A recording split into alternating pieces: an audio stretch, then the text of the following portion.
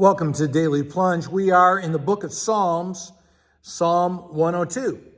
And it starts off saying, hear my prayer, Lord. And to start off with it is that God hears my cry for help. And do you cry out to the Lord when you're in distress, when you feel abandoned and isolated in this life? Do you cry out to God, or do you just sulk off in a corner and try to cover up your hurt with some sort of substance, right? Goes on, verse 2, we ask God to turn towards us, turn his ear to us. And are we having a conversation with God? So that, do we talk with God? Do we listen to God? Or do we just grumble and complain, but not even in prayer?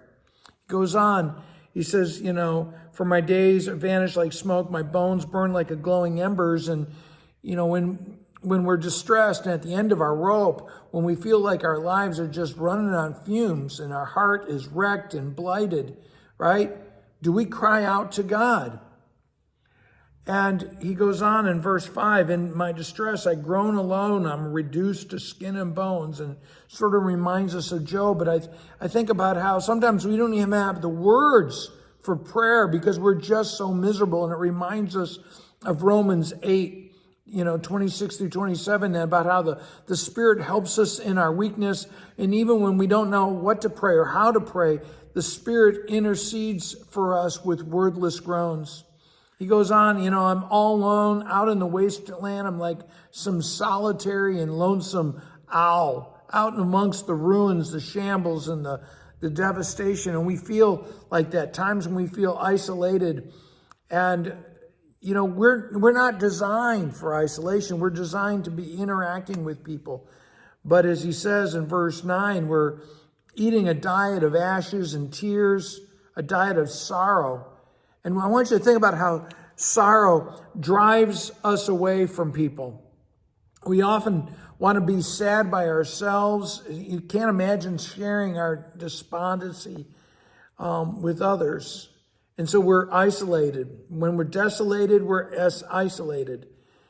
And he goes on, though. He says, because of your great wrath. Well, what's that?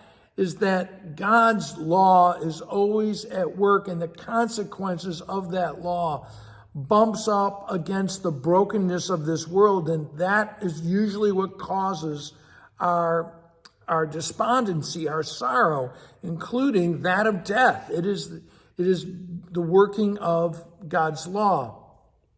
But, verse 12, here we go. Here's the gospel but you, Lord, sit on the throne, and your glory, your renown endures through all generations. And you will get up off of your throne of mercy, right? And have compassion. It's time for you to show favor to your broken people, right? It's what he says. Even the dust of my life is holy to you, he says.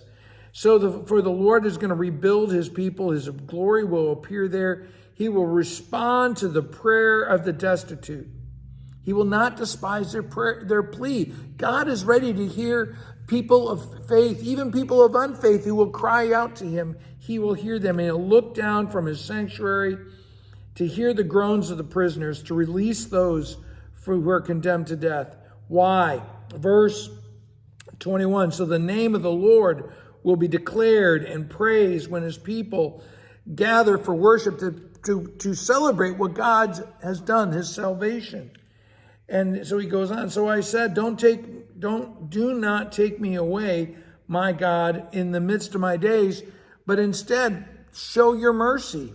And in the beginning you laid the foundations, the heavens are the work of your hand, and they're not going to perish. Those things will perish, but the Lord remains constant. And so even my children will be your servants and live in your presence. A lot there. Hey, thanks, friends. Have a blessed day.